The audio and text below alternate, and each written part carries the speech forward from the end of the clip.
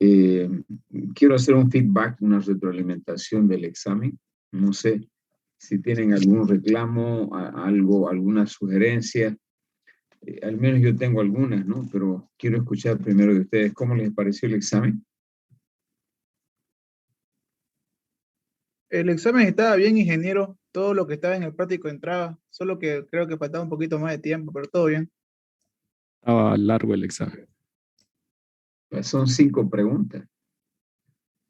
pero Largo Creo que haya sido. el tiempo, sino que era un poquito más de práctica por nuestra parte, ingeniero, porque creo que muy aparte de haber hecho el práctico, había todavía algunos conceptos que no lo habíamos aprendido muy bien y creo que fue la repetición y repetición de en sí mismo, pero no fue la asimilación de cada concepto para poder desarrollarlo en los ejercicios. Y yo creo, bueno, por mi parte fue ese sentido, digamos. Yo creo que por eso también requiere mis compañeros un poquito más de tiempo.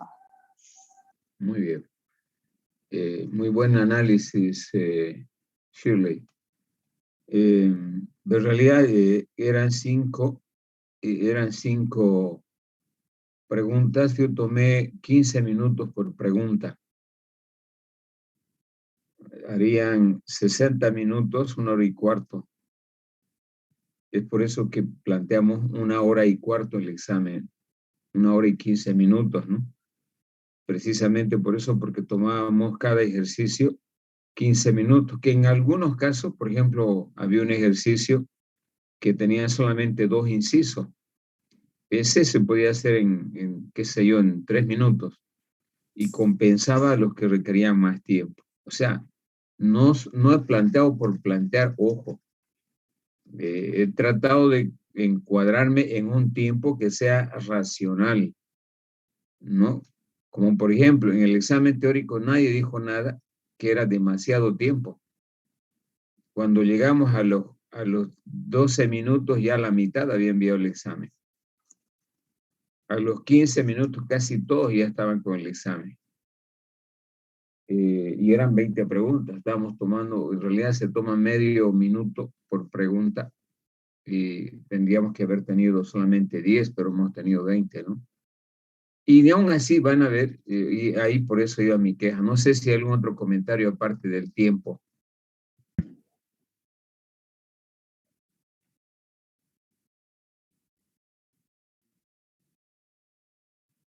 Bien, en todo caso, el examen ha recogido lo que hemos visto en clases y en los prácticos. No ha habido nada que no hayamos visto.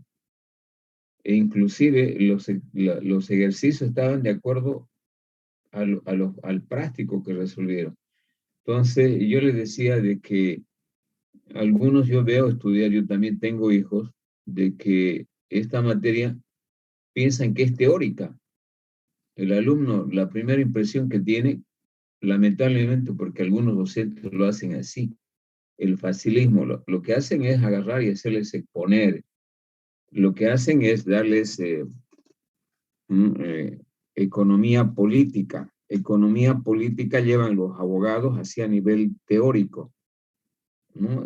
Los conceptos, las definiciones, etc. Pero nosotros estamos en una carrera de ingeniería, entonces tiene que tener el análisis cuantitativo.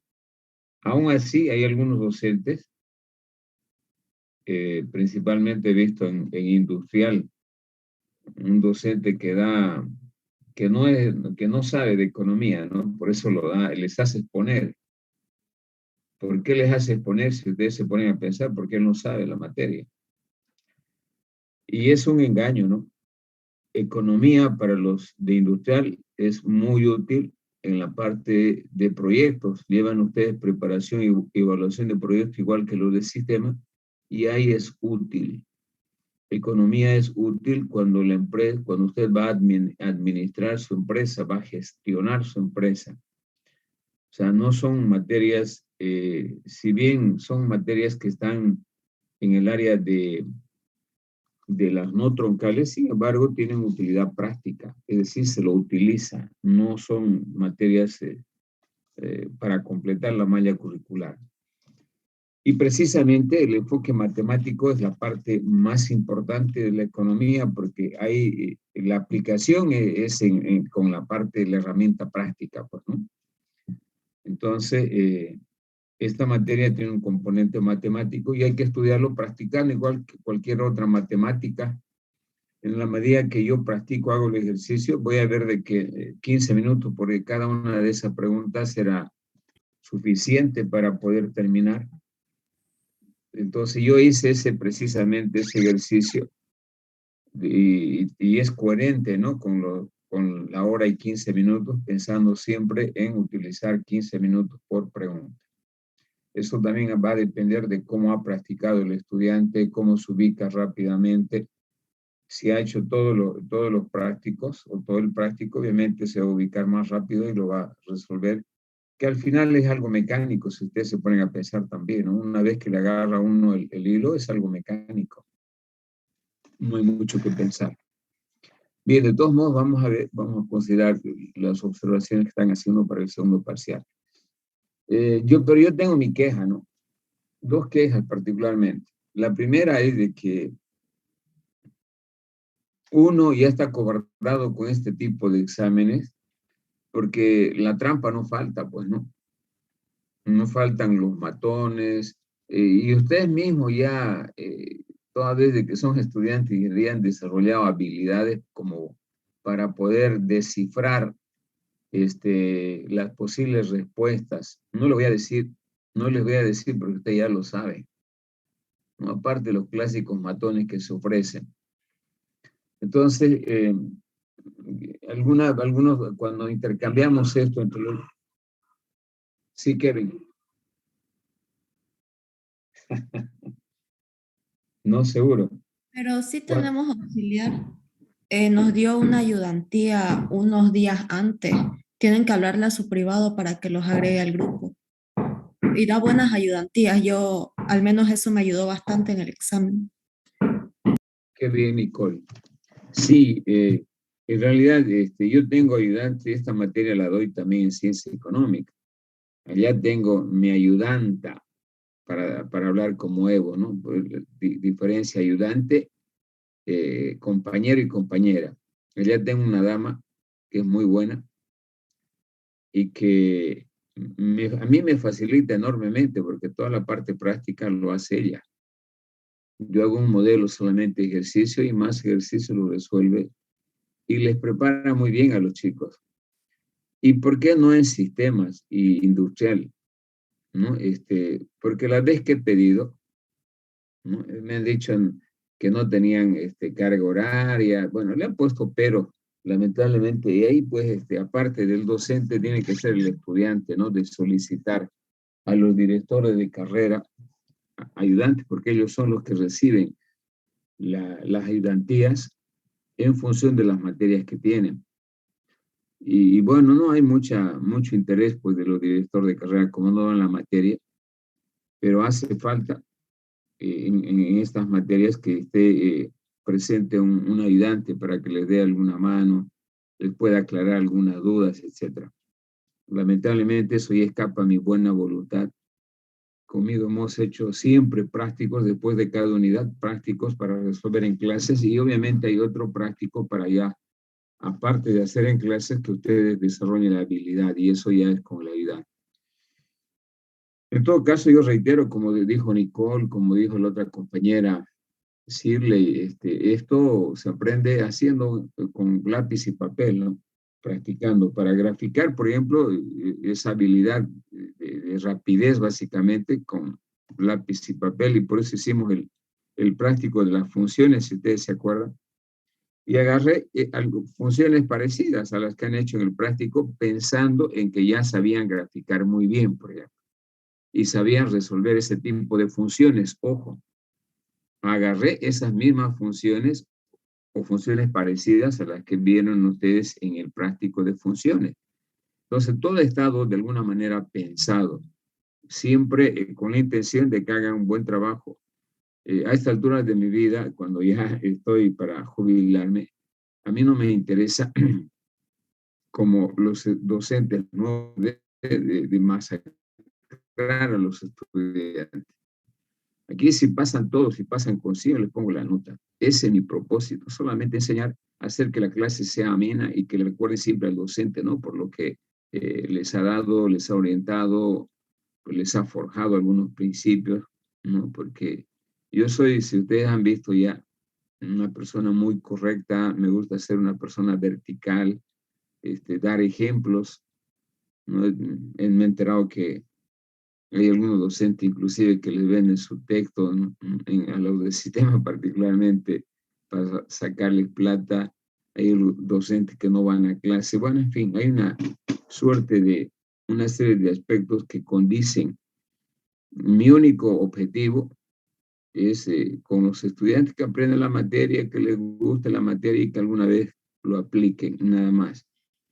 Ahora, obviamente, a mí me gusta que el estudiante sea responsable, se automotive, busque, no se ahogue en un vaso de agua, busque, si no ha asimilado, bueno, busque información, pregunte, etcétera, ¿no?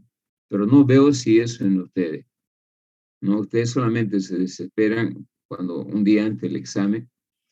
Clara muestra que yo le dediqué una clase entera para resolver dudas del práctico y nadie preguntó. Fue después recién que preguntaron en la próxima clase. Entonces, no lo dejen, por lo visto, siempre lo dejan ustedes a última hora los exámenes. Una forma práctica de aprender es sistemáticamente, ¿no? Hay un método también de evaluación que es sistémico. Cuando yo les pregunto algo, les preguntaba un principio, les pregunto es para que participen y su participación obviamente no es gratuita, tiene un puntaje, eso se llama la evaluación sumativa. Y la evaluación de resultados son los exámenes parciales, los exámenes finales, y la evaluación sumativa es la participación del estudiante, porque aquí, como les veo, a ninguno con la cámara, no sé con quién estoy hablando, parecía ser que tuviera una locura de docente hablándole solamente a una computadora inerte que no se mueve nada, ¿no? Obviamente esa es la clase virtual.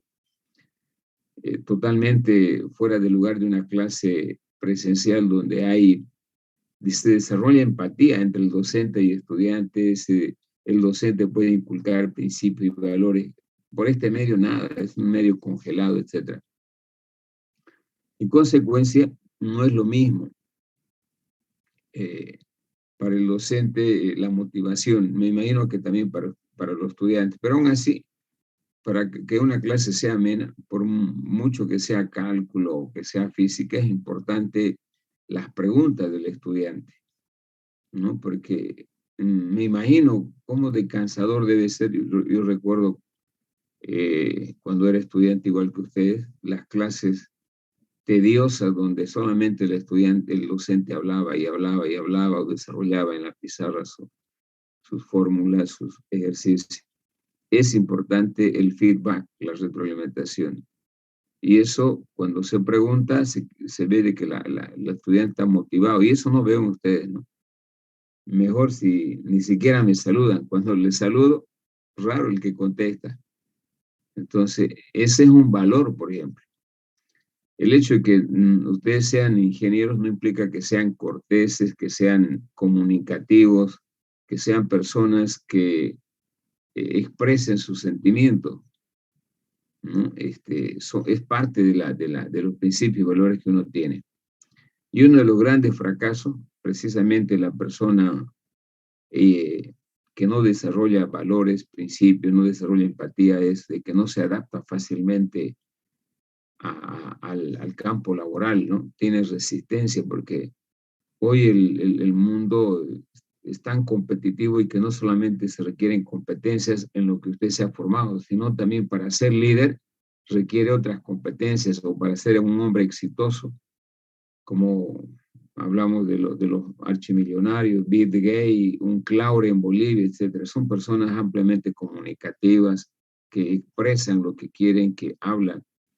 No hay sordos ni mudos millonarios. Yo no conozco, no sé si ustedes conocen, una persona egocéntrica, muda, que no habla, que solamente mira igual que el loro mudo, ¿no? O el loro colla, como dice. Mira todo, no habla nada, pero no se pierde una mirada ahí al docente en clase. Y cuando el docente quiere hacer un feedback, una retroalimentación, se queda congelado. Tiene que cambiar, tenemos que cambiar. Nunca uno deja de aprender, chicos. Entonces, el examen sirve para hacer este tipo de evaluaciones. Hay que estudiar anticipadamente, hay que resolver el práctico. Lo han tenido 3 semanas. 3 semanas para poder resolverlo muy bien y estar más ágiles para resolver los ejercicios. Entonces, 15 minutos desde mi punto de vista del experimento que hice era suficiente para resolver, y uno que otro era mucho más rápido inclusive. Perfecto. Voy a compartir a ver si puedo hacerlo. Déjenme ver los resultados de la evaluación teórica. Seguramente están viendo, ¿no? Este es el reporte que me da a mí, por eso estos formularios Google Drive están conectados a Classroom. Es lo mismo que en Classroom. Entonces yo tengo este reporte de lo que han dado. Fíjense ustedes, sé cuántos han sacado 40 la nota máxima, 6. Cuántos han sacado la nota más baja, unos que ha sacado 6. Y bueno, el pico más alto está en la panza, ¿no? de la nota. Tengo 8 alumnos con 26, tengo 8 alumnos con 20. Y el resto está más, si lo analizamos a partir de la estadística, la curva de la normal está más cargada a la izquierda que a la derecha, ¿no? O sea, en la parte de la izquierda está más el grueso, y la parte de la izquierda son notas menores a la de aprobación. Ya eso eso me refleja más o menos el comportamiento de la mayoría. Hay buenos exámenes, excelentes exámenes, pero no son la mayoría. Lo que uno quiere como docente es que esto se invierta, esto esté a la derecha, ¿no? Que esta de 40 llegue no solamente 6, lleguen la mitad por lo menos. Ahora mi pregunta es, ¿cuál ha sido el problema para que no hayan sacado todos la nota más alta en teoría? ¿Qué problemas han tenido? Tiempo. No. Eso sí, no tiene fundamentación el tiempo. No, no 20 creo. minutos. No. Perdón, ingeniero, que le interrumpa. Con respecto a lo que todo, creo. Fue más que todo de no leer bien los enunciados, porque me ha pasado de que en uno de esos no leí muy bien el enunciado, y por la prisa que tenía, agarré y puse, ya luego cuando me di cuenta, ya lo había mandado, y cuando miré en el resultado final, porque te muestra las fallas que tuviste, ahí recién tuve el último momento para leerlo y decir, pucha, pero si yo sabía cuál era, y agarré, o sea, por encima lo leí y no puse la respuesta correcta. Más que todo creo que fue esa la falla. Bueno, en mi persona, no sé si en el resto de compañeros. Sí, para algunos, ¿no? Tiempo no creo, ingeniero. Con respecto al tiempo, estaba bien, de acuerdo al tiempo, estaba perfecto. Lo que sí sería es eso, de que no supimos leer muy bien los enunciados para poder desarrollar. De acuerdo, Shirley. Sí, yo creo que es el problemita, ¿no? Y el otro problema de ese tipo de exámenes. Adelante. Margeli. Por mi parte, ingeniero, participar? fue algo similar igualmente por mi parte. Un poco confusión en las preguntas. Ya. Más Gracias. lectura me faltó más, creo. Sí. Y el otro problema en ese tipo de exámenes, lamentablemente, pues, cuando las preguntas son 2 o las respuestas son 2 o 3, uno no siempre está muy seguro, ¿no? Y es precisamente eso para pensar un poquito. Y la desventaja de esta prueba en los formularios de Google Drive es de que no evalúa. Si usted ha contestado de 3 respuestas posibles, 2, no le toma como la mitad. Es aquí, lamentablemente, es frío el examen. Si no contesta las 3, la pregunta no es válida. Es un poco la Sí, desventaja, pero como les dije, no se puede modificar. Yo quisiera, si ha contestado de 3-2, darle la mitad. Como son ya aplicaciones configuradas, no se puede modificar, salvo que se desarrolle una aplicación nueva, ¿no? Con esas condicionantes. Y no es, ¿no? Ya es una aplicación que la utilizamos que está ya ahí predefinida. Entonces es un poco la desventaja para mí y obviamente también para ustedes como estudiantes. Pero esto no son en todas las preguntas. En todo caso, no ha habido un buen rendimiento y ustedes tienen que ser conscientes. Han visto de solamente hay 6 que han llegado a la nota máxima. Lo ideal es de que empezaron el examen 64. Yo apunto absolutamente todo lo que me va a pasar, ¿no? Y terminamos con 67 y me enviaron, si ustedes se fijan, cuántos enviaron al examen, son más de, en realidad inscritos hay 105. En ambas, sumando ambas carreras, son 105.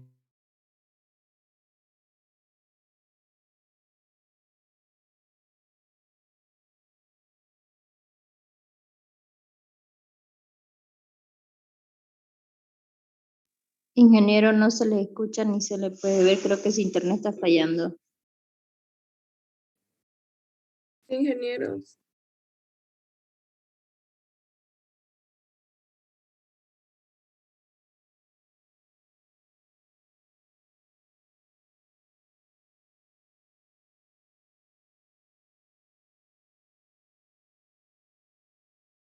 Les decía de que somos, sumados las dos carreras, 105 alumnos.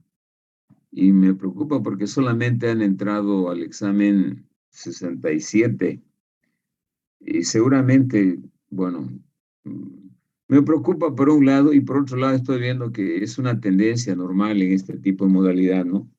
Y en presencial igual la tasa de deserción altísima y eso es lo que el gobierno, por ejemplo, ha observado cuando el actual rector ha ido a negociar y tenemos como compromiso disminuir la tasa de reprobación y la tasa de deserción, ¿no? Han inscrito 107 alumnos en este grupo y solamente han rendido 75. ¿Y qué pasa el 30? Si ustedes hacen un análisis, son 30 dividido entre 107 alumnos, el 28% de entrada ya no han dado y han inscrito perjudicando a otros que posiblemente podían haber ingresado. Entonces, no sé a qué se atribuye la elevada tasa de deserción en los exámenes. Y no solamente pasa aquí, ojo, en la noche igual me llamaban, porque ese mismo día tomo a todos. En la tarde no tuve mucha ausencia. En la noche sí me llamaban que estaban con sus hijos. En la noche, en ciencia económica, la mayoría son personas mayores, ¿no? Con familia. No faltó uno que me llamó que le estaba llevando de urgencia a su hija, otro que tuvo un problema con su moto, al llegar se le pichó la llanta, y otro, bueno, que sí podía dar otro día, pero hay una informalidad, lamentablemente, está relajando demasiado esto del estudiante, y no vaya a ser de que a ustedes, con todo esto, de que inscriben la materia y no van, y les cobren por materia reprobada y por materia abandonada. Ojo, hay una propuesta que se aplicó, me acuerdo, cuando estaba de rector el ingeniero Orellana, le estoy hablando hace el año 2006, no antes, del 98, 99, y ese se aplicó porque eran igual estas tasas altísimas. Los estudiantes inscribían y abandonaban, uno se presentaba a los exámenes, ¿no? Entonces es un problema serio porque es como en una fábrica, ¿no? Que usted mete materia prima y para fabricar, qué sé yo, 100 sillas y solamente saca la mitad. ¿Y la mitad qué significa? Que significa que usted está desechando la materia prima y eso impacta en su costo, ¿no? Tomando en cuenta que la universidad, casi el 80% de su presupuesto lo utiliza para pagar sueldo y salario. No es como la alcaldía, la prefectura, donde utilizan máximo la regla de oro, 20%, gasto corriente. ¿No? ¿Por qué? Porque ellos hacen obras, hacen infraestructura, etcétera, escuelas. En cambio, la universidad, su misión es formar profesional. Por eso utiliza el 80% de la universidad en sueldo y salario. Entonces, estamos utilizando mal el insumo, la materia prima que es el estudiante, ¿no? Y por esa razón, muy posiblemente apliquen algunos ajustes, unas penalizaciones, particularmente por materia abandonada, por materia reprobada, porque las tasas son elevadísimas. Le estoy mostrando, acabo de mostrarles que es 28% para esta materia solamente. Con mayor razón, si hablamos de cálculo, de física, debe ser mucho mayor todavía. Entonces, eso es lo que hay que cambiar en los estudiantes. Bien, ya saben, entonces, yo voy a llevarles por lo menos unas 2 semanas para corregir. De aquí a 2 semanas les voy a entregar el examen y lo vamos a resolver en clases para que todos estén conformes el examen práctico, ¿no? Bien, ahora sí, una vez que hemos hecho el feedback del examen, entramos en tema y vamos a empezar a avanzar. A ver, ¿qué hemos hecho hasta aquí? Estamos avanzando en la teoría de la demanda, teoría del consumidor, teoría de la utilidad también se llama. Aquí se analiza básicamente los criterios que influyen para que tomen decisiones de comprar un producto los consumidores. Quisiera que siempre recuerden estas partes que les enseño con los dibujitos que son ilustrativos. En la primera etapa de la presentación, ¿se acuerdan? Había una mujer con un paraguas, y debajo del paraguas signos de interrogación, y sobre el paraguas y en su entorno había una serie de productos, bienes, servicios, descuentos, lo que ustedes querían. Entonces ella se preguntaba qué criterio utilizar para poder comprar, qué cantidad iba a comprar, cuántas unidades iba a comprar. Y eso obviamente ya no está en función de las variables que han aprendido de la demanda. Por ejemplo, el precio, los gustos, el ingreso, el precio de los bienes sustitutos, complementarios, etcétera. Sino más bien la condicionante fundamental aquí es la utilidad. La utilidad que le proporciona un bien al consumidor. Yo gasto en aquellos bienes que me son útiles, no gasto en aquellos bienes que no me dan ningún tipo de utilidad. Y obviamente, aparte de elegir los bienes, como hemos visto en la primera parte introductoria, que las necesidades de las empresas, de las personas, son ilimitadas. A ver, yo no conozco un empresario que diga, ya tengo mi empresa, ya no quiero tener otra empresa, suficiente con uno. Mentira. Hay muchos empresarios, de ejemplo, aquí en Santa Cruz, que tienen holding. ¿Qué quiere decir holding? Un conjunto de empresas. Cuando hablamos de los Roda, los Culgi, los Marin, Covic, etcétera, no tienen una empresita, tienen varias empresas. Tienen fábrica de aceite, tienen fábrica de azúcar, tienen empresas madereras, tienen empresas banqueras, tienen empresas ligadas a servicios, etcétera. Entonces, lo mismo, a la hora de demandar un bien o un servicio, un consumidor común como nosotros, un cristiano común, a la hora de demandar un bien, voy a demandar aquellos bienes que siempre me sean útiles.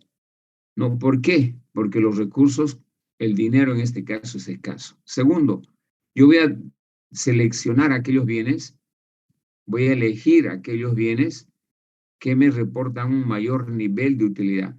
No voy a demandar cualquier bien. Siempre voy a elegir el mejor bien y que esté a mi alcance, porque hay una restricción, y la restricción de las personas y de las empresas es sus ingresos de las empresas y su sueldo o su renta de la persona. Entonces, una segunda restricción es precisamente el ingreso disponible de cada persona o de una empresa para demandar un bien. Si me han entendido, hay 2 condicionantes. Primero, de que no todos los bienes, hay N bienes que uno debe demandar, pero a la hora de demandar uno elige aquel bien que es necesario, que es más útil y que le reporta un mayor nivel de utilidad o satisfacción. ¿Cuántas va a demandar de ese bien? Va a depender de su ingreso monetario. Puede depender un bien, 2 bienes, 3, 4, 5, etc. Pero les comento que habitualmente, de acuerdo a indicadores económicos que se llama el IPC, Índice de Precio al Consumidor, IPC, que mide la tasa de inflación que se genera en la economía mensualmente y anualmente, utiliza un método estadístico en el cual se hace la evaluación permanente de más de 260 bienes y servicios que demanda una persona. Alguien se preguntará, a ver, en un semestre solamente 10, me podría decir a mí, pero ¿qué implican esos bienes? Por ejemplo, desde utilizar crema dental, cepillo dental, de la utilización de carne, de tomate, de cebolla, de computadoras, de peluquero, de celular, de utilizar internet, de utilizar una heladera, una motocicleta. Si sumamos todos estos bienes, obviamente fácilmente llegan inclusive a más de 260 bienes y servicios.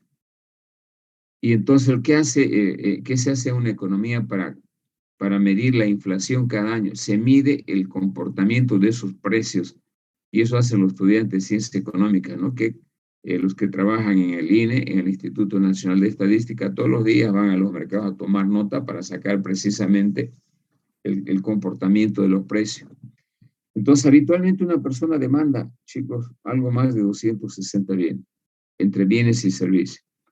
Entonces, comprar esa cantidad todos los meses con un sueldo obviamente no es fácil. Uno tiene que priorizar. ¿Cómo priorizan en su casa el sueldo del padre? Primero, alimentos. Segundo, servicios para que no les corten agua, luz. Tercero, los otros servicios de ya sea colegio privado, universidad privada. Tercero, utilizan para poder renovar algún equipo, algo en el hogar. Y si sobra, lo llevan al banco o a la cooperativa. Si sobra, que en muchos casos no, porque la mayor parte de la población tiene un salario mínimo nacional. La mayoría, el 70% vive de actividades por cuenta propia, es decir, genera su actividad económica. Y solamente el 30% de la población es empleada en Bolivia, ya sea empleada en la administración pública o en la administración privada. El 70% son cuentapropistas. Imagínense, es decir, que tienen ellos su actividad empresarial que han logrado formar, en algunos casos no necesariamente empresarial, sino venden algún producto. En consecuencia, hay N bienes que una persona puede comprar y tiene que elegir debido a que tiene restricciones. Estos dos elementos de elegir en base a la restricción se explican a través de la curva de la utilidad total y de la utilidad marginal.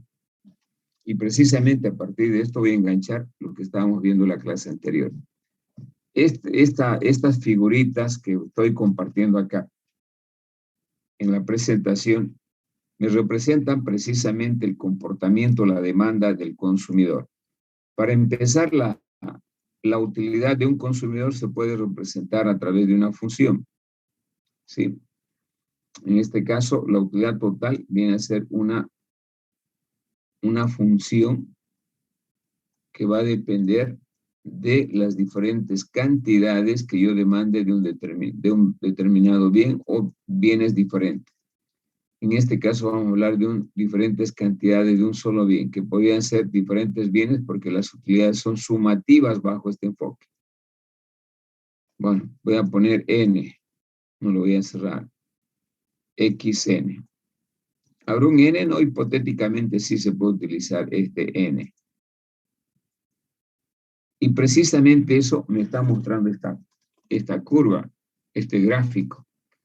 Una función donde a medida, esta es la primera cantidad, la utilidad de la primera cantidad, esta es la utilidad de la segunda, esta es la utilidad de la tercera, y fíjense, cuando yo analizo con estas restricciones que acabo de mencionar, de que uno no puede comprar pues, de manera exponencial, tiene una restricción.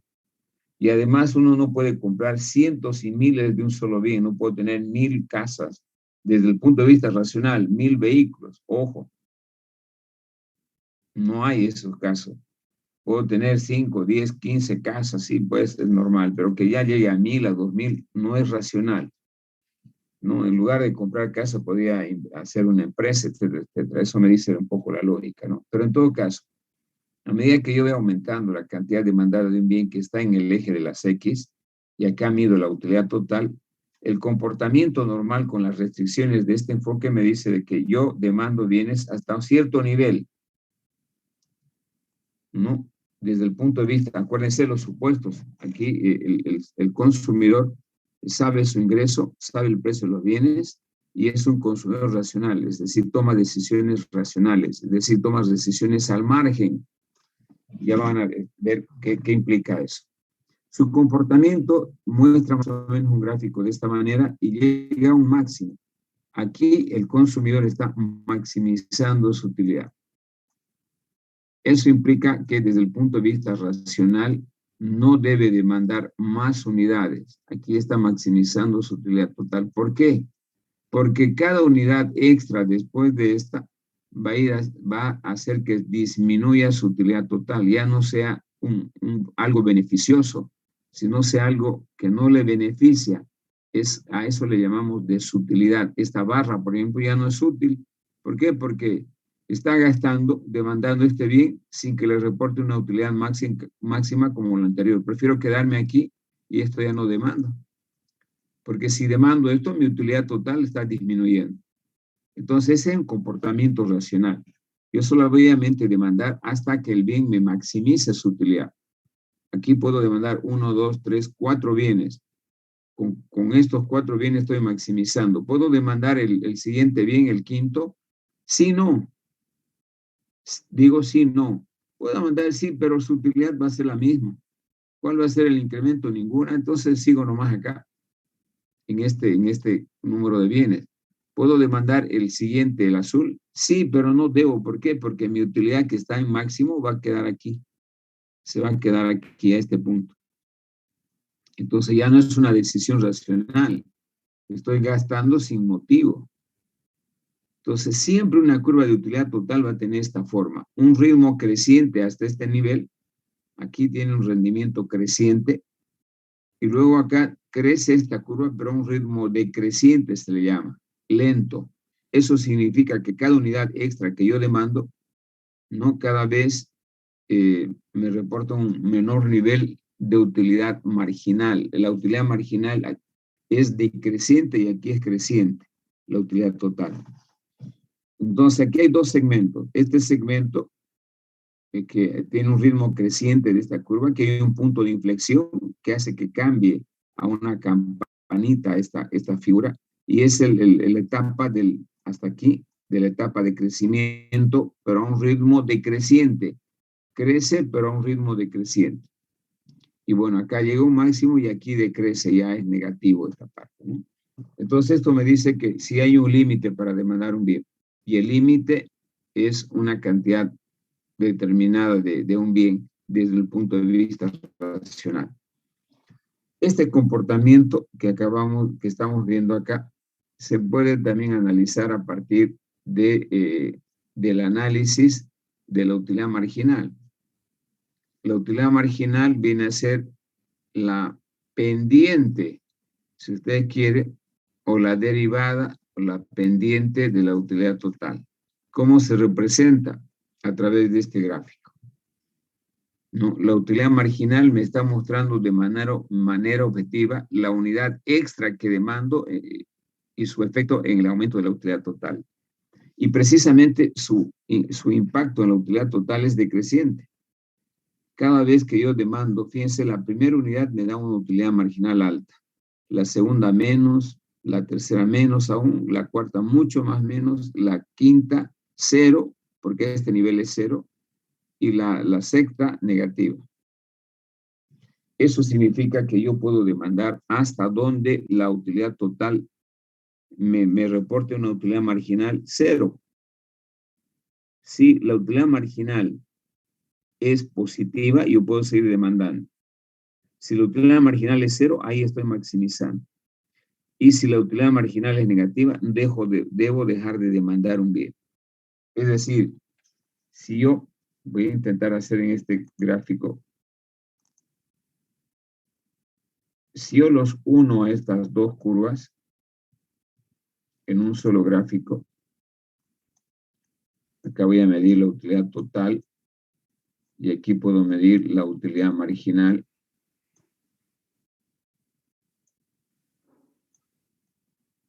sea, la curva anterior y esta curva. Como siempre, los niños aparecieron rayando, ¿no? La utilidad total va a tener esta forma.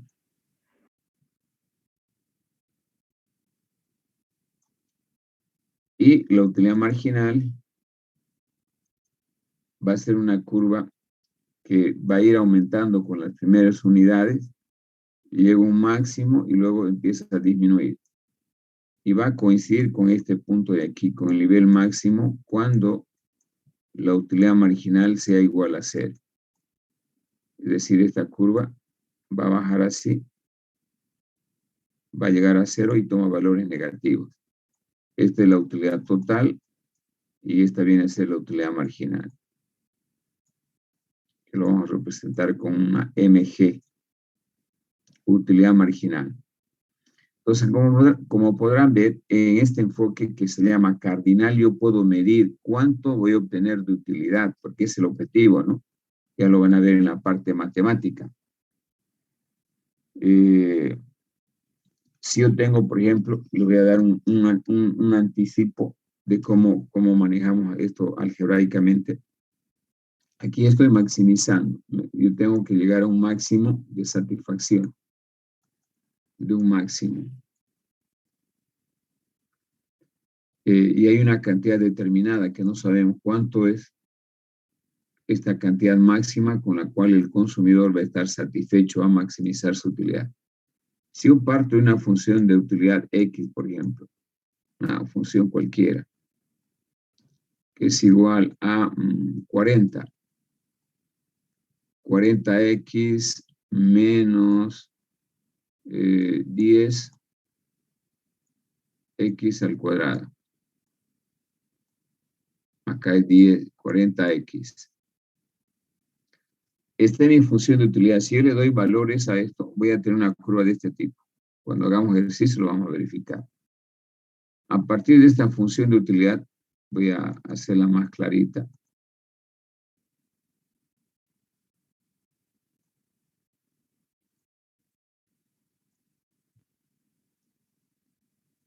Era 40x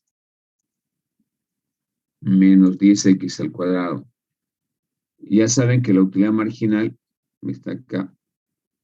Bueno, matemáticamente esta es la utilidad marginal.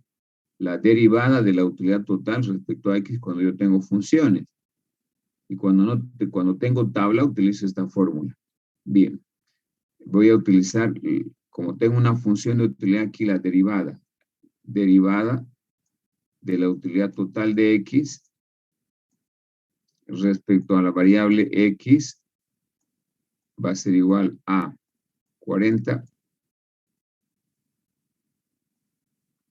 menos derivada de x al cuadrado va a ser igual a 20x igual a 0. Derivada de primer orden, 20x. 20x. De aquí despejamos x y vamos a tener que x va a ser igual a 40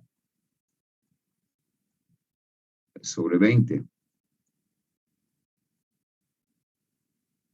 Esto significa que el consumidor va a maximizar su utilidad cuando demande 2 unidades. X igual a 2.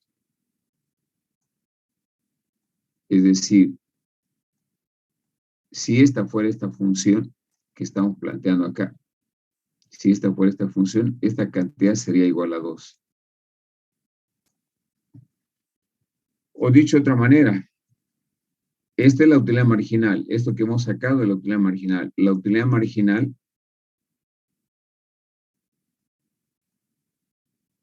que hemos calculado sería la que hemos derivado, es decir, 40. Si le damos valores a esta función, vamos a encontrar una curva de este tipo. 40 menos 20x. 20x. Esa es la utilidad marginal, que es la derivada de la función de la utilidad total. Eso está acá. Entonces, se fijan aquí, utilidad marginal es de derivada de la utilidad total respecto a x. Muy bien. Entonces, yo sé de que cuando el consumidor está maximizando aquí, la utilidad marginal es igual a 0. Entonces, pongo aquí igual a 0. Igual 40 menos 20x. Y de aquí nuevamente despejamos x, lo mismo que hemos encontrado aquí. X viene a ser igual a 2. Muy bien, entonces de esa forma nosotros podemos algebraicamente, partiendo de la función de una utilidad total, si le damos valores aquí, obviamente vamos a tener una curva de este tipo, ¿no? Podemos derivar la utilidad marginal que me está mostrando cuánto voy a demandar desde un punto de vista racional, que en este caso me dice, tiene que demandar 2 como máximo, porque se supone que ahí está maximizando su utilidad. Y eso se da cuando la utilidad marginal es igual a 0. Que estoy utilizando acá ese criterio. La utilidad marginal igual a 0 en este nivel. Y ahí me permite determinar la cantidad máxima que debe demandar el consumidor para maximizar su utilidad. Esto lo vamos a ahondar mucho más en el análisis, pero a partir de este análisis, chicos, se puede derivar lo que estamos buscando, que es la derivación de la curva de demanda del consumidor. Esta es la herramienta que se utiliza para construir las funciones de demanda que a la postre vienen a ser las curvas de la utilidad marginal. Pero vamos a seguir un mecanismo para poder hacer la explicación de cómo a partir de este análisis de la utilidad total y la utilidad marginal se puede derivar, en este caso, la curva de demanda del consumidor sujeto a las restricciones que ya hemos visto del ingreso particularmente y de los precios de los bienes. Hay algo antes de continuar, este término que es muy importante, la ley de la utilidad marginal decreciente. ¿Sí? Este término de la ley de la utilidad marginal decreciente, déjeme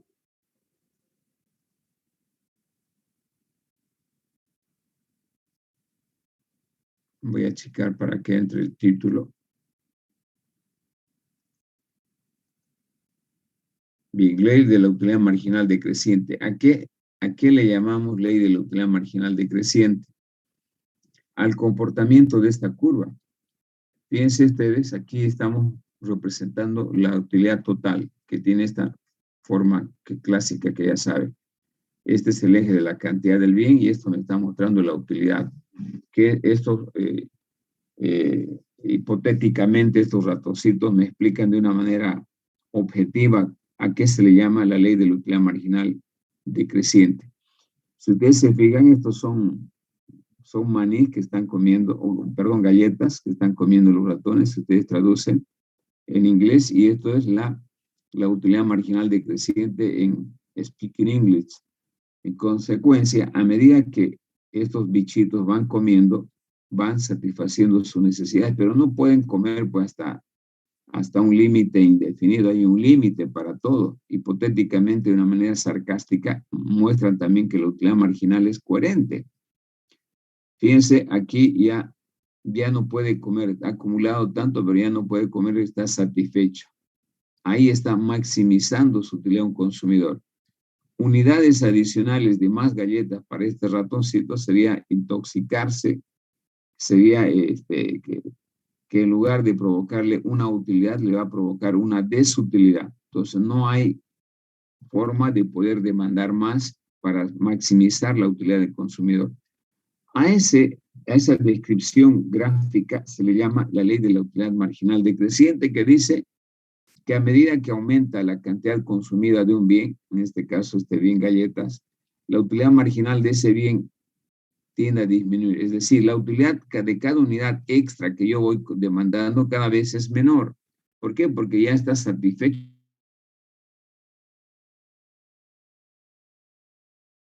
de la demanda de computar lo mismo. Le decía, yo puedo demandar una computadora y puedo estar maximizando con 2. ¿Una tercera es racional? No, ya no es racional. Una cuarta peor. ¿Por qué? Porque la tercera y la cuarta, en lugar de provocarme utilidad, me provocan desutilidad, porque lo voy a tener y no lo voy a utilizar. Y se está perdiendo valor, ¿no? La plusvalía o la depreciación está aumentando sin que lo utilice las dos computadoras adicionales que me compré. Entonces, es una decisión irracional.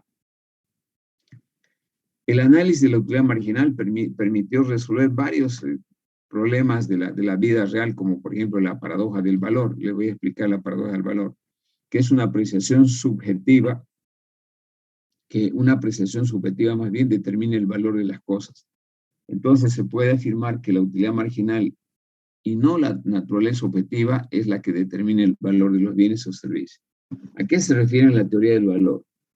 A ver, la teoría del valor hace referencia a una anécdota como la siguiente. Dice que los bienes tienen mayor valor por el nivel de cantidad que existan en la economía. Cuanto menos cantidad exista, un bien tiene mayor valor. Cuanto mayor sea la cantidad de un bien, tienen un valor menor y por ende, obviamente, una utilidad marginal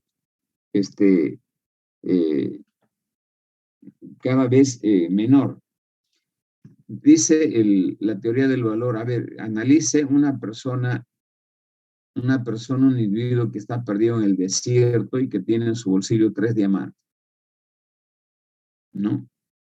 ¿A qué estaría dispuesto este hombre perdido en el desierto con 3 diamantes en el bolsillo? ¿Cuál es su necesidad urgente? ¿Cuál es lo prioritario para una persona perdida en el desierto? Agua, ¿sí? Bien, en condiciones normales el agua tiene un valor escaso.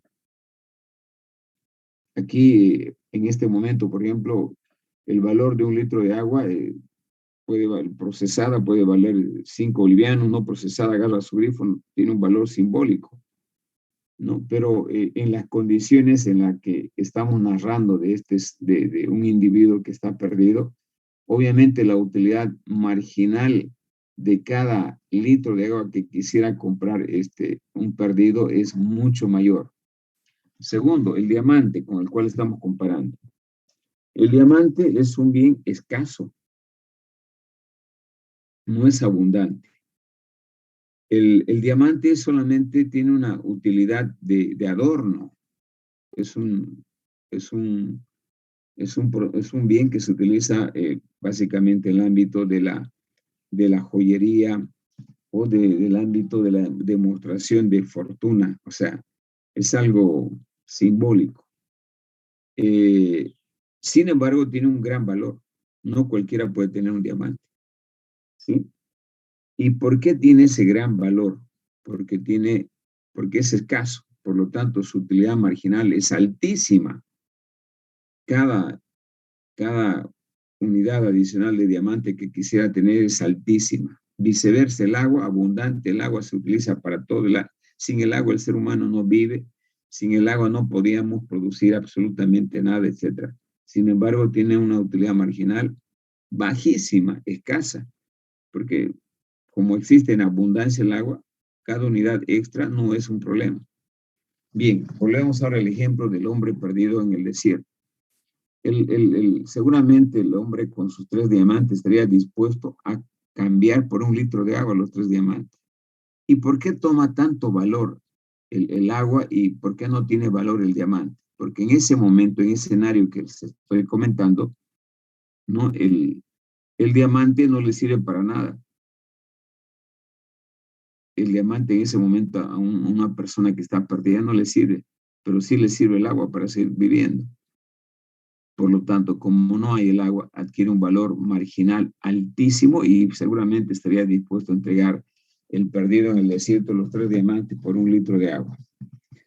Esto mismo se puede, estas herramientas de la utilidad total, de la utilidad del consumidor también se puede utilizar para hacer un análisis de por qué un ingeniero que estudia 5 años, ha hecho un doctorado, una maestría, es un brillante ingeniero, gana tan poco respecto a lo que gana Messi o lo que gana un jugador famoso. Y solamente, ojo, juega un fin de semana. En cambio, el ingeniero tiene que trabajar todos los días. Ese tipo de análisis del valor que tiene un bien o una actividad se puede analizar utilizando el enfoque de la utilidad marginal. De la misma manera se puede utilizar la utilidad que les reporta un puente, construir un puente en el Urubó para las personas utilizando esta herramienta. Bien, entonces no es solamente teórico, sino tiene un potente componente analítico y matemático este análisis de la utilidad total.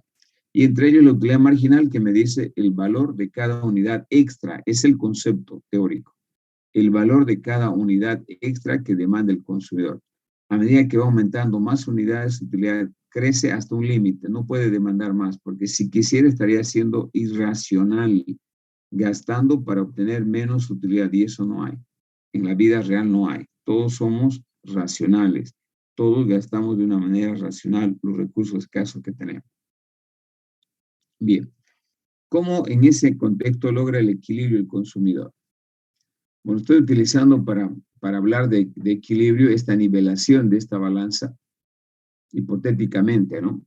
En realidad el equilibrio es otra cosa, pero imaginariamente un equilibrio es cuando dos cosas se nivelan. En el ámbito económico, el equilibrio significa el llegar a un máximo de utilidad o satisfacción donde estoy plenamente satisfecho. Cuando esta balanza está nivelando, yo estoy en equilibrio, ¿no? Y el consumidor se halla en equilibrio cuando consigue repartir su ingreso o su presupuesto, que también se puede llamar de gastos, entre los diferentes bienes de consumo de tal manera que su utilidad o satisfacción sea máxima. Cuando yo gasto mi ingreso, todo mi ingreso monetario demandando bienes o servicios, estoy en la adquisición de bienes, estoy maximizando mi utilidad, me queda cero. Bien, desde el punto de vista economicista, podemos decir de que un consumidor está en equilibrio cuando determina las cantidades de los bienes que va a comprar o que necesita, ¿no? Y que al mismo tiempo le están maximizando su utilidad. En este caso, considerando su restricción presupuestaria, que es su ingreso y el precio de los bienes. Entonces, repito, que un consumidor está maximizando su utilidad cuando ha comprado el número y la cantidad de bienes que le permiten estar satisfecho, maximizar su utilidad, ¿no? Considerando básicamente la plata que tenía para comprar y el precio de los bienes. Si nos ponemos a analizar con el demandante de computadoras, un estudiante de ingeniería está satisfecho cuando no logra contar con las computadoras que siempre quería, con una personal y otra en su casa para poder trabajar, considerando en este caso la plata que tenía para comprar y el precio de los dos bienes.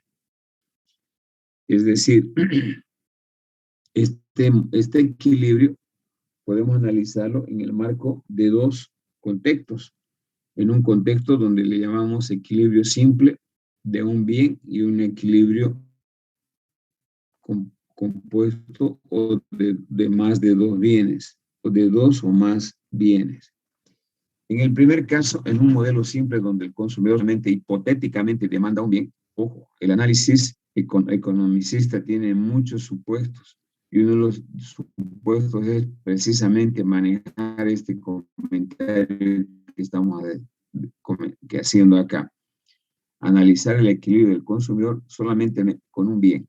No es una contradicción a lo que les dije, que las personas demandamos una cantidad bastante significativa de bienes. Les decía que algo más de 260 bienes. Pero obviamente a partir de este análisis se puede inferir para N bienes. Esa es la ventaja del análisis economicista, de que el comportamiento de un bien se puede replicar para analizar el comportamiento de N bienes. En este caso, vamos a analizar un equilibrio en un supuesto modelo donde existe solamente un bien. Además, el que acabamos de ver, el gráfico, en este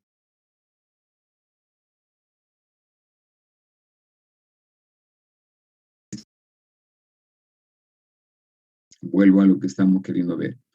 Es decir, un consumidor que dispone de una determinada cantidad de dinero ¿no?, de su ingreso monetario se encuentra frente a la alternativa de comprar o no un bien X, por lo que es lo mismo. Puede no gastar su ingreso, que también es una opción. A cambio, consumir el bien X. El equilibrio del consumidor se dará cuando la utilidad marginal es igual al precio de mercado. En este modelo de un modelo simple, ¿no? Esto lo vamos a desarrollar para hacer esta demostración. Lo único que quiero es que ustedes agarren como idea de que en un modelo simple la utilidad marginal va a ser igual al precio de un bien, ¿sí? Eso lo vamos a demostrar en la pizarra algebraicamente por qué se maneja este supuesto que la utilidad marginal puede ser igual al precio, ¿no? Para ello yo tengo que construir una fórmula, un lagrangiano, por ejemplo, donde mi beneficio, que son mis ingresos totales, restados con mis costos totales, me den un valor positivo. Reitero, eso lo vamos a demostrar. Esto, ¿por qué sale así? Lo vamos a demostrar en la pizarra. Pero mientras tanto lo vamos a mantener que en este modelo la utilidad marginal es igual al precio de X. Muy bien. En otros modelos donde se tenga ya dos bienes, como por ejemplo en este caso un bien X y un bien Y, un consumidor también puede lograr el equilibrio, no solamente consumir un bien, sino también dos bienes. En este caso, para que un consumidor logre el equilibrio, tiene que gastar. Acuérdense que el consumidor en este caso sabe cuánto tiene, sabe cuánto cuesta cada bien.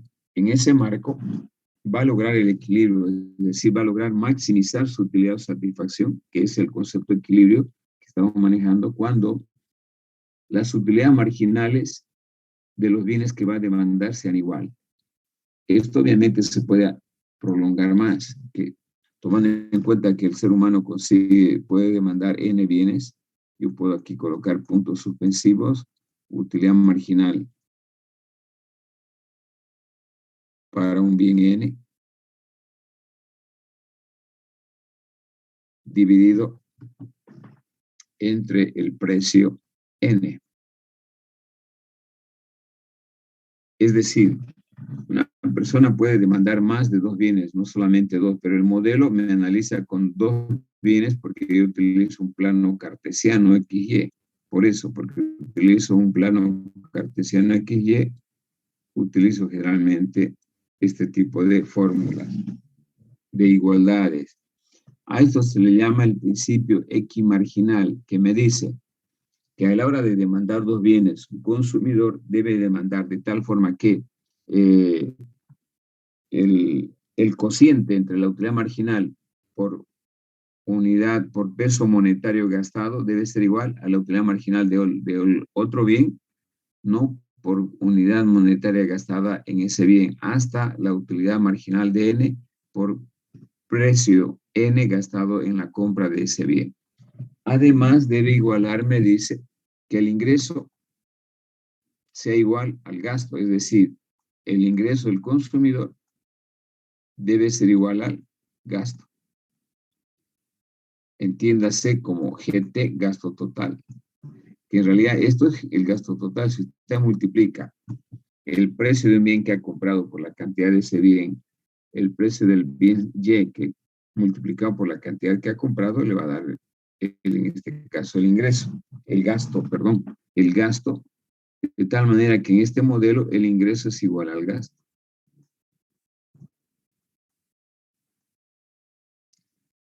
Bien, si llevamos nosotros este gráfico, por ejemplo, a un plano de representación, vamos a tener una curva de este tipo, que es una función lineal. Esta curva, que le podemos llamar I de ingreso, tiene esta forma. Y precisamente en cada punto me está mostrando un determinado gasto. Al multiplicar el precio, que podría ser acá, precio de X por la cantidad de X, precio Y por la cantidad de Y, etcétera. Si el otro punto fuera Y, obviamente, ¿no? Entonces, este límite, voy a suponer que este es mi ingreso. Si yo analizo esta línea recta, todo lo que yo puedo comprar está acá. No debo salirme. Este es mi límite. Significa que yo puedo comprar todas las combinaciones posibles debajo de esta recta, en este triángulo que está acá. Son todas las posibles combinaciones.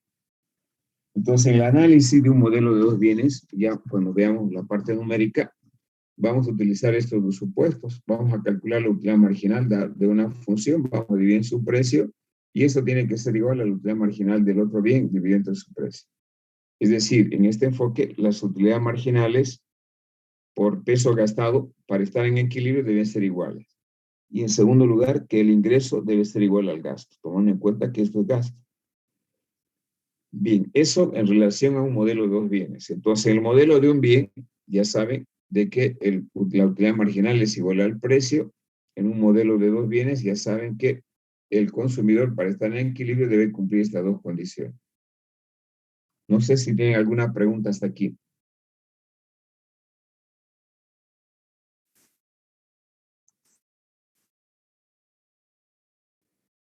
Ninguna, ingeniero. Perfecto, seguimos entonces, chicas. Sería solo para resolver en práctica, ingeniero. Eso me estaría en práctica. Claro, lo que quiero que me agarren sí la idea, la parte conceptual para ya hacer la práctica, ¿no? Porque es el objetivo de analizar primero teóricamente, para no entrar directamente a hacer ejercicio. Esta es la parte teórico-conceptual. Bien. Está bien, ingeniero, gracias. Entonces, esta igualación, particularmente de estas dos utilidades marginales respecto al precio, se llama el principio equimarginal, que establece el máximo beneficio por boliviano gastado de un consumidor cuando está demandando dos bienes. Bien. A partir de esto, chicos, se puede derivar en este caso la curva de demanda del consumidor, la que clásicamente hemos obtenido, ¿no? Debido básicamente a que detrás de la función de demanda se esconde una función de utilidad marginal, o dicho de otra manera, la curva de demanda no es más que el comportamiento de la utilidad marginal. ¿Sí? Si bien el consumidor, a medida que demanda más bienes, él está dispuesto siempre, voy a hacer la grafiquita para que le encuentren sentido a lo que voy a explicar. Ustedes saben que la curva de demanda de un bien X cualquiera es esta, en un plano cartesiano. Y la pregunta es, ¿por qué cuando el consumidor, cuando el precio baja, si yo estoy demandando en este punto A, voy a pagar este precio y esta cantidad? Pero ¿por qué cuando baja el precio la gente compra más? Porque les conviene. Porque la utilidad marginal es menor, ¿no? En este caso, el consumidor va a pagar menos de un bien y va a comprar más, sí y solo sí.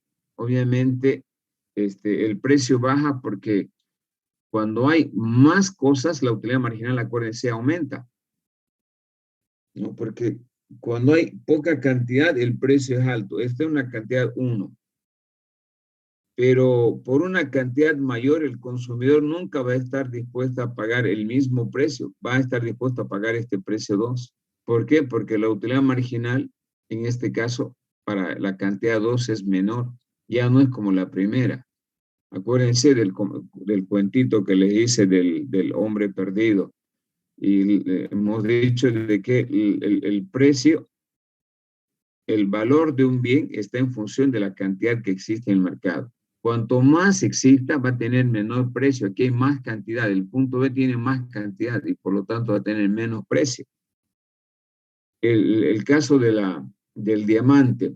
El diamante, porque es escaso, tiene un precio alto. El agua, porque tiene un precio más bajo, no tiene obviamente una utilidad marginal baja por la abundancia que hay en el mercado. Y precisamente esto es lo que llevó a construir la curva de demanda, este principio del comportamiento inicialmente la demanda, que se lo explica a través básicamente de la utilidad marginal. Es decir, lo que decíamos hace rato, ¿no? Que detrás de la función de la demanda se esconde una función de utilidad marginal. Si ustedes han visto, esta es la misma forma de la utilidad marginal. Decreciente. Matemáticamente, la función de la utilidad marginal se representa por la pendiente de la función de la utilidad. Ahora bien, la utilidad total crece, pero a una tasa creciente para ciertos niveles de consumo de un bien X y se mantiene constante y finalmente decrece para niveles de consumo de dicho bien. Estamos hablando de este gráfico, un poco ya juntando todo lo que hemos visto. Esta es la utilidad total en un plano cartesiano, donde estamos midiendo acá la cantidad de X y aquí la utilidad total de X. Entonces, la utilidad total crece, acá está, crece, pero a una tasa decreciente, sí, a partir de este punto crece lentamente para ciertos niveles de consumo del bien X, aquí está el bien X, y se mantiene constante. ¿A dónde se mantiene constante? Aquí. Acá se mantiene constante en este punto. Y finalmente decrece, sí, acá está. Esta crestita de acá de la utilidad total decrece para niveles de consumo mayores de dicho bien. Correcto. Estas son las cantidades. Para cantidades mayores al óptimo, que es aquí en este punto, con esta cresta de aquí, obviamente la utilidad total va a disminuir, ¿no? Ya no va a ser un bien, sino va a ser un mal. Ahora bien, como la utilidad marginal puede ser medida en unidades monetarias, y lo hemos hecho con el diamante, de acuerdo a lo que indica el equilibrio del consumidor en un modelo simple, donde la utilidad marginal es igual al precio, podemos asociar a cada nivel de utilidad marginal un valor, un precio. Es decir, a cada uno de estos precios le vamos a asociar aquí la utilidad marginal 1 va a ser igual al precio 1. Y la utilidad marginal 2, UMG 2, va a ser obviamente igual al precio 2. A partir de aquí podemos derivar la curva de demanda del consumidor de la siguiente forma. Como podrán ver ustedes, acá tengo la utilidad marginal, que es esta, la que hemos visto acá en el anterior gráfico, utilidad marginal. Estoy midiendo en este eje y acá la cantidad de X. Si ustedes se fijan acá, la utilidad marginal va a ir disminuyendo conforme vaya aumentando la cantidad demandada de un bien. Entonces, su utilidad marginal es menor cuanto más bienes demande. La última unidad comprada va a tener menor utilidad marginal porque cada vez la utilidad marginal disminuye. Este mismo análisis puedo comparar para derivar la curva de demanda, donde la utilidad marginal, como dijimos acá, la utilidad marginal es igual al precio. Entonces bajo esa lógica, la utilidad marginal 1 va a ser igual al precio 1. Y así voy asociando. La utilidad marginal 2 va a ser igual al precio 2. Y finalmente la utilidad marginal 3 va a ser igual al precio 3. Hago la proyección correspondiente y encuentro la demanda del bien X. Entonces digo precisamente que a partir del análisis marginalista se puede derivar la curva de demanda para cualquier bien en una economía. Finalmente, de acuerdo al gráfico, se puede observar que la utilidad marginal corresponde a un precio. La utilidad marginal corresponde a un precio para cada nivel de cantidad, para cada uno de estos niveles. Por tanto, se puede determinar un conjunto de parejas de precio y cantidad anotados en PI y XI, que muestra que existe una relación inversa entre ambas y que la curva de demanda es igual a la curva de la utilidad marginal. ¿No? Precisamente la relación inversa que ya saben en la ley de la demanda también se da aquí, ¿no? La utilidad marginal va a ir disminuyendo conforme exista más cantidad de un bien. Cuanto menos cantidad exista de un bien, mayor será su utilidad marginal, el diamante. Cuanto más abundante exista un bien, agua, ejemplo, su utilidad marginal es menor. Fíjense, es UMG. Entonces aquí, finalmente, y con eso concluimos, hay una relación entre, básicamente, la cantidad existente de un bien y la utilidad marginal. y eso nos permite derivar la curva de demanda. Bien, el segundo enfoque es este que le estoy presentando en el dibujito rápidamente, el enfoque ordinal. El anterior se llamaba cardinal de cantidad. Este enfoque para explicar también cómo se comporta el consumidor en el mercado y cómo debe demandar, maximizar su utilidad o lograr el equilibrio, que es lo que estamos buscando, utiliza otra herramienta, un enfoque alternativo donde no necesita saber el aporte de cada unidad extra o de la utilidad marginal. Este enfoque se llama el enfoque ordinal de la utilidad y que me mide el orden, por eso se llama ordinal, orden de preferencias. Aquí tiene que un buen consumidor para poder demandar un bien y maximizar su utilidad tiene que tener la capacidad suficiente de ordenar sus preferencias en función de sus necesidades. Tiene que saber identificar qué bien es mejor que el otro y el otro si es mejor que el subsiguiente y así sucesivamente. Gráficamente este enfoque, que es el enfoque moderno y el anterior, que es el enfoque clásico, utiliza este dibujito, este gráfico. Curvas convexas respecto al origen, curvas decrecientes para explicar el comportamiento de la demanda del consumidor, ¿no? Y a partir de aquí podemos también inferir la curva de demanda como lo hemos hecho anteriormente en el enfoque cardinal. Este enfoque habla de un orden de preferencias, por lo tanto sus instrumentos son diferentes para analizar cómo se determina la demanda de un consumidor. Entonces, por eso se le llama que es un enfoque alternativo para poder comprender el nivel de satisfacción que genera una combinación de bienes, ¿no? y servicios al consumidor. Este enfoque es esencial, ¿no? Para poder entender, ¿no? que los consumidores deben ser también capaces de ordenar y clasificar sus combinaciones de una manera lógica y deductiva en relación a sus preferencias, básicamente. Este enfoque utiliza como instrumento de análisis las curvas de indiferencia, que son estas curvitas que están acá, que son convexas, que tienen pendiente negativa, que no se intersectan entre sí, y que cada una de las curvas representa un mayor nivel de utilidad cuanto más alejado esté del origen. Es decir, este enfoque utiliza como instrumento de análisis las curvas de indiferencia como funciones de utilidad. Hace rato ya mostramos una función de utilidad. Déjenme recordarles simplemente, en el anterior enfoque la utilidad total era una función que dependía de un conjunto de cantidades de un bien, X1, X2, etc. De manera parecida aquí, las curvas de indiferencia, estas curvas van a ser una función U, pero como son dos ejes que vamos a utilizar, es una función de utilidad que me muestra el intercambio del bien X y del bien Y. En este caso yo estoy utilizando diferentes cantidades de un bien. Aquí voy a utilizar diferentes cantidades de dos bienes. O sea, el modelo maneja una función de utilidad que representa al bien X acá y al bien Y aquí. Entonces el consumidor tiene que tener la habilidad de poder elegir las combinaciones bajo estos supuestos. El primer supuesto es la completitud, ¿no? ¿Qué implica completitud? Bueno, antes, aquí ven básicamente una tienda de computadoras.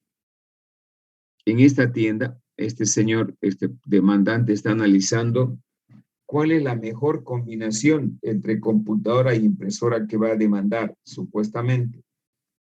Para ello tiene diferentes marcas, tiene diferentes tipos de impresoras, etcétera, y va a elegir las mejores combinaciones, siempre, nunca la peor o la más o menos. Esa es más o menos la representación de esta imagen, que me está mostrando una combinación precisamente de una curva de indiferencia que se lo interpreta así las decisiones que tome porque tiene que comprar una computadora y una impresora. ¿Cuál va a comprar? ¿Qué combinaciones son las mejores, las que satisfagan plenamente al consumidor? Una marca Asus, una marca Dell, una marca Toshiba, qué sé yo. y con qué impresora, con qué marca, con qué tipo de impresora. Entonces, la combinación perfecta la va a elegir él utilizando estos conceptos de completitud.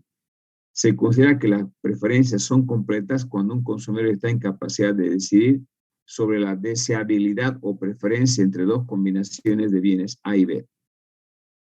La completitud me dice que un consumidor va a estar satisfecho en esta tienda si compra una computadora y una impresora, porque la necesita las dos.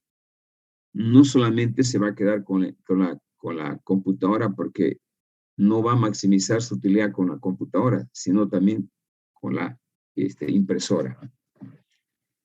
Además, debe cumplir este principio de transitividad a la hora de elegir, que hay diferentes marcas. La marca A si la marca A es mejor que la B y la B es mejor que la C, entonces toda la vida va a tomar la decisión de comprar la A respecto a C.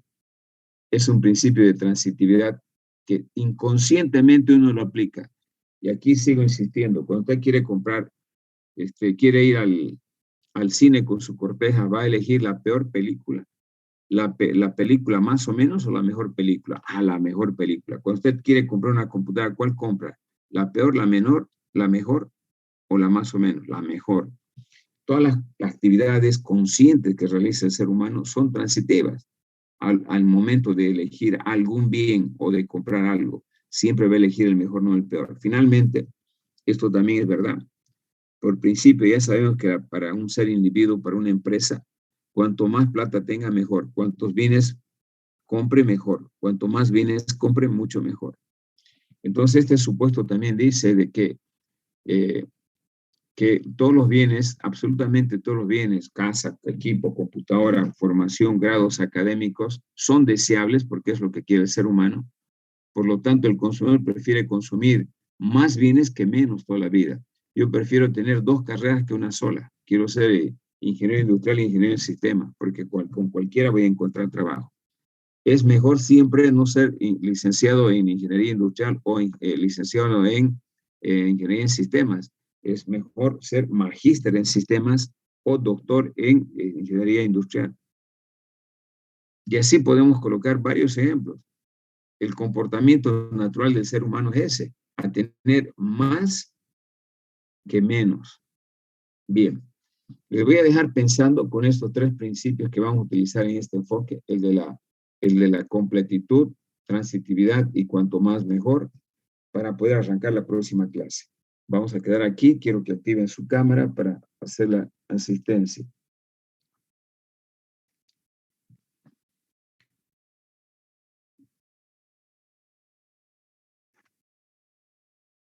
Hoy solamente entramos 49 estudiantes, van a aparecer ya, pero demasiado tarde después. Gracias, chicos, nos vemos el día viernes, que tengan buen provecho. Hasta luego. Hasta luego, ingeniero. Gracias. Lo dije. Adiós, hasta luego.